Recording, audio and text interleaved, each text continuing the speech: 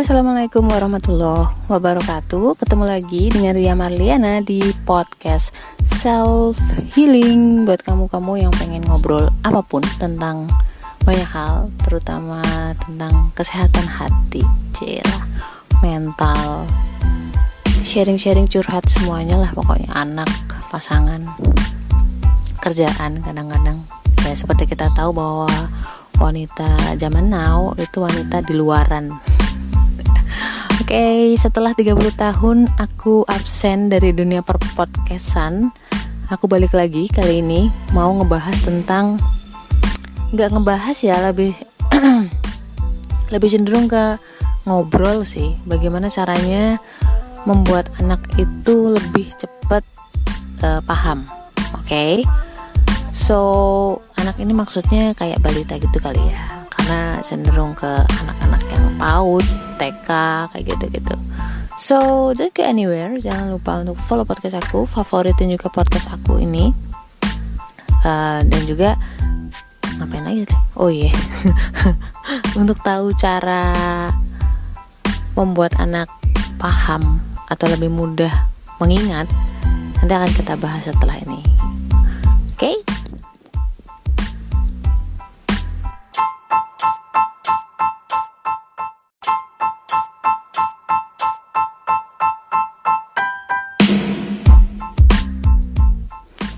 Oke, balik lagi sama Ria Marliana di podcast Self Healing untuk ngomongin tentang gimana caranya membuat anak lebih mudah paham dan hafal. Wait, ada satpam. Ya maklum ya, karena satpam itu bolak-balik seliweran setiap jam. Kalau di sini nih, gitu. Apa tadi mau ngomongin apa? Oke, kita mau ngomongin tentang anak ya. So, aku bakal ngomong cerita aja bahwa aku tuh punya anak usia berapa sih? Ya 5 tahunan gitu, dan dia sudah TK gitu ya. Dan terus terang tantangan besar banget ketika WFH adalah jadi guru TK. Itu diantara yang lain-lain, kerjaan yang lain-lain atau peran yang lain kayak ibu negara, menteri keuangan, psikolog, dan macam-macam, itu masih jauh lebih mudah dibanding dengan guru TK. So, aku pengen kasih applause buat guru-guru TK itu. Dan juga agak miris karena memang dengan kerjaan seberat ini, tanggung jawab sebesar ini, tetapi gajinya segitu. Artinya sama artis mungkin jauh ya. Jadi kadang miris juga ada statement bahwa artis dibayar mahal untuk merusak moral bangsa. Ya gak semua, jangan dipukul rata dulu. Cuman mirisnya adalah ironinya guru, terutama guru TK itu dibayar murah untuk membangun karakter bangsa gitu. Itu bener sih, sad but true gitu loh. Sedih tapi ya begitu gitu loh. Oke, lanjut ya. Jadi selama WFH itu tuh WFH, work from home.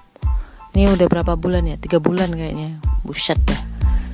Itu kenapa saya jarang banget ke podcast, jarang banget upload konten di Instagramku di Ria Marliana 87 dan juga karakter cinta Goldar. Itu karena memang itu berat banget ketika di rumah, karena memang anak-anak taunya ibunya itu ya di rumah untuk bareng sama mereka gitu loh. So, jadi berat banget, kadang-kadang udah terlalu capek. Gimana ya, kurang gigih gitu loh kayaknya. Jadi ya udah gitu loh, tidur aja gitu. Oke, lanjut ya. Jadi yang paling berat itu jadi guru TK-nya anak-anak. Guru TK-nya Fatir, baru anak 1 ini yang sekolah gitu loh. Itu kenapa? Karena ketika di sekolah dia beda banget sama di rumah. Kalau di rumah dia udah kayak apa adanya dia, seneng bilang seneng, nggak suka, nggak mau ya bilang nggak mau gitu loh. Sama emaknya juga, apa sih ma? Kok capek gitu. Udah pergi aja gitu, nggak mikirin lagi udah. Nah ini nih. Sementara tantangan yang paling besar buat saya di usia 30 tahun yang serasa 27 tahun ini gitu, karena aku nggak pernah ngerasa usiaku berubah. walaupun sekarang udah 33 tahun gitu. Tapi beratnya karena sebenarnya antara aku sama anakku tuh nggak satu frekuensi, which means bahwa ketika usia 30, siapa sih ini? Wait ya sebentar ya. Jadi di usia 30 tahun ini, 30 tahun ke atas lah gitu, itu kita udah nggak mengedepankan perasaan banget gitu loh, bukan bucin-bucin lagi, bukan cinta monyet lagi, bahkan cinta gorila aja udah lewat. Saat sekarang adalah lebih mikir ke masalah bagaimana agar uang itu cukup untuk beli beras sampai dengan akhir bulan gitu kan, dan semacamnya gitulah gitu. Jadi udah nggak dominan lagi perasaan gitu loh, udah mengedepankan logika banget. So ya nggak sinkron bahwa anak-anak di usia di bawah 7 tahun itu logikanya atau nalarnya kan belum terbentuk gitu loh. Ini kejadian ketika saya mengajari dia mengeja. Itu kan gampang banget ya logikanya, tinggal B tambah I ya udah B gitu loh. Semudah itu gitu loh. Semudah itu semudah itu buat kita tuh mengeja gitu loh. Karena buat kita karena cukup pakai logika aja, ditambahin doang gitu loh. Tetapi itu nggak bisa malih gitu, nggak segampang itu memahamkan anak kayak gitu, nggak bisa gitu. Akhirnya emosi lah gitu kan, bentak-bentak. Semakin kita bentak-bentak anak, semakin anak itu nggak nyaman gitu loh. Semakin anak nggak nyaman, udah perasaannya campur aduk. Apa yang diajarin sama kita gitu, atau belajarnya itu kacau. Karena kalau perasaan terlalu dominan, maka logikanya yang kalah. Itu udah rumusannya kayak gitu. Soal kadang kita lihat di TV lah gitu, orang yang terlalu cinta mati itu kadang melakukan hal-hal yang di luar logika. Ya karena itu terlalu dominan perasaannya. Nah, anak di bawah 7 tahun itu golden age-nya dia itu masih dominan perasaan. Kenapa? Karena memang Tuhan menciptakan seperti itu. Why?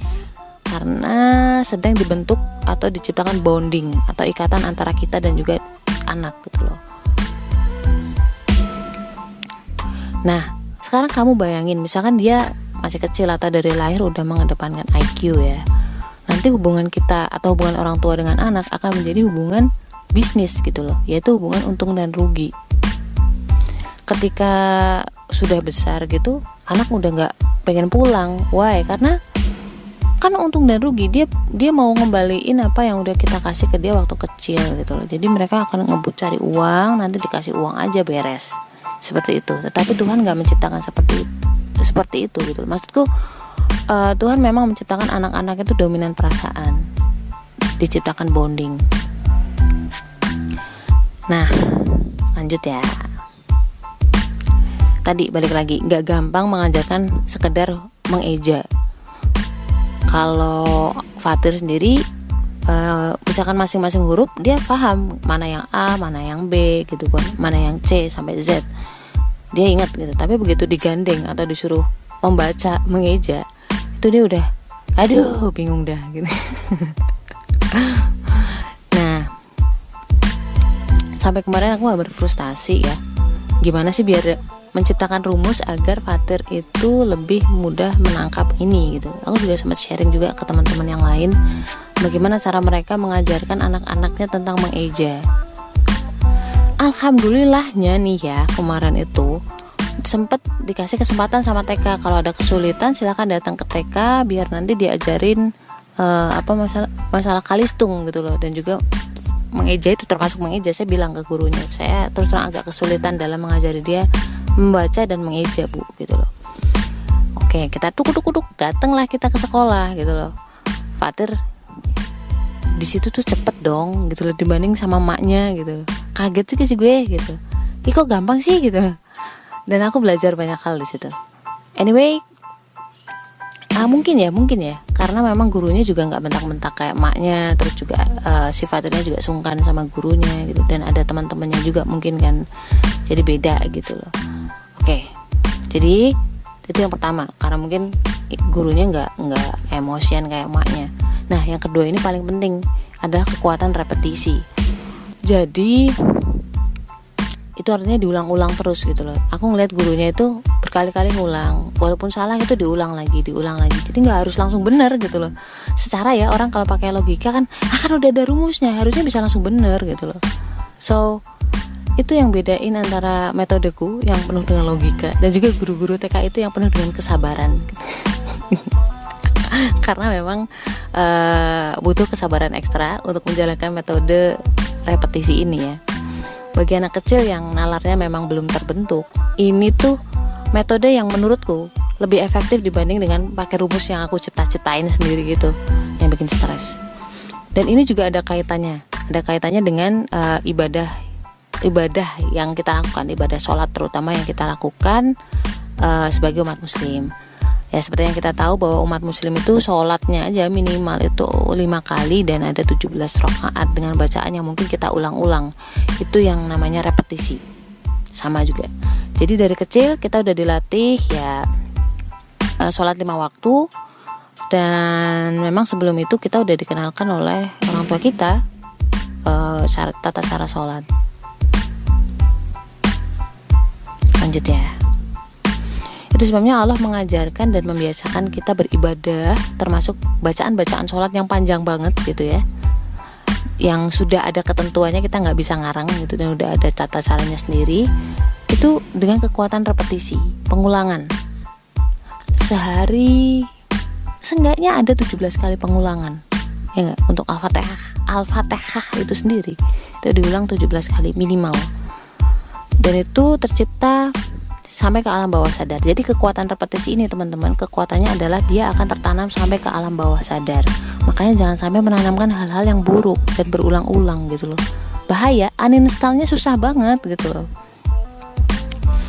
Dan ini tujuannya nggak cuma tercipta hafalan gitu, hafalan yang bener-bener tertanam banget gitu, bukan. Tetapi juga bukan cuma itu, tapi juga ada bonding atau ikatan antara kita sebagai umat, sebagai hambanya dan juga kepada Allah. Itu yang paling penting. Jadi ada ikatan batin di situ. Itu paling penting. Dan itu terjadi di saat usia 0-7 tahun.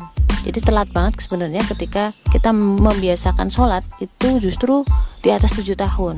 Itu nalarnya anak udah mulai terbentuk. Kenapa sih gitu loh? Kenapa sih kudu banget dapat bonding? Ada tuh yang nanya gitu kan? Iya, aku sendiri maksudnya yang nanya. Bonding itu adalah awal dari kita menaruh kepercayaan kepada sesuatu yang kita percaya. Apa sih? Ulangi. Bonding itu awal dari menaruh kepercayaan. Seperti halnya anak, dia akan percaya nih bahwa kita sebagai orang tuanya itu tempat meletakkan semua keluh kesah, semua yang dia rasain. Jadi dia udah percaya bahwa orang tuanya itu mencintainya secara tulus. Dan setelah dia percaya, maka semua yang disampaikan oleh orang tuanya itu akan menjadi sebuah kebenaran. Itu yang paling penting.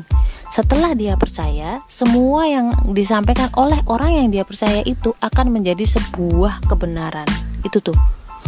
Ini penting banget. Karena memang nalar anak kan belum terbentuk, ya kan?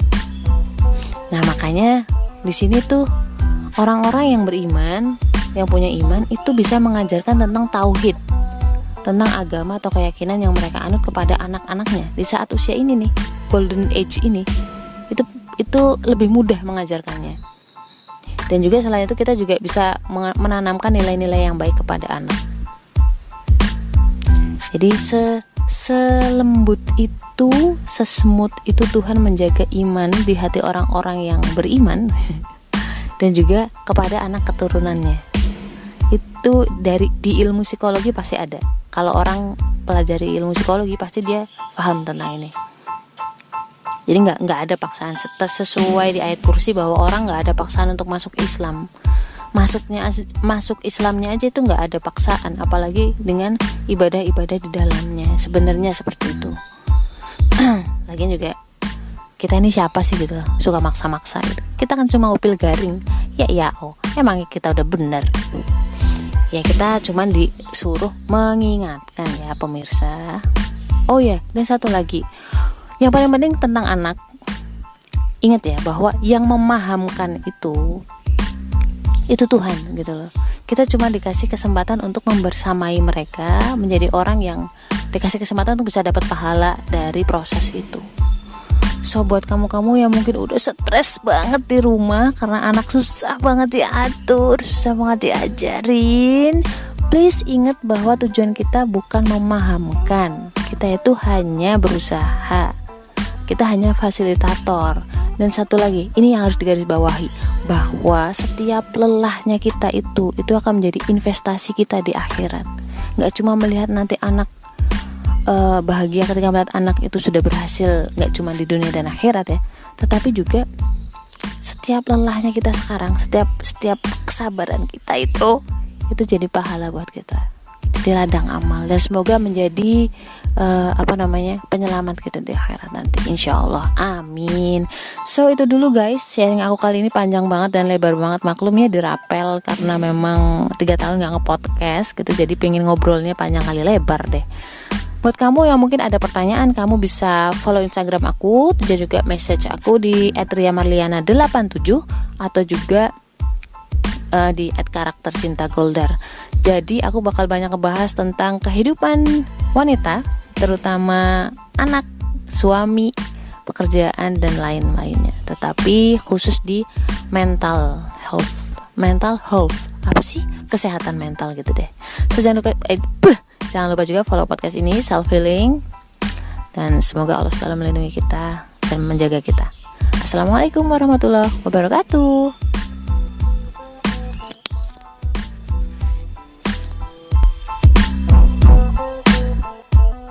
Punya masalah? Curhatin aja di podcast Self Healing. Podcast ini dipersembahkan oleh konselorpernikahan.com.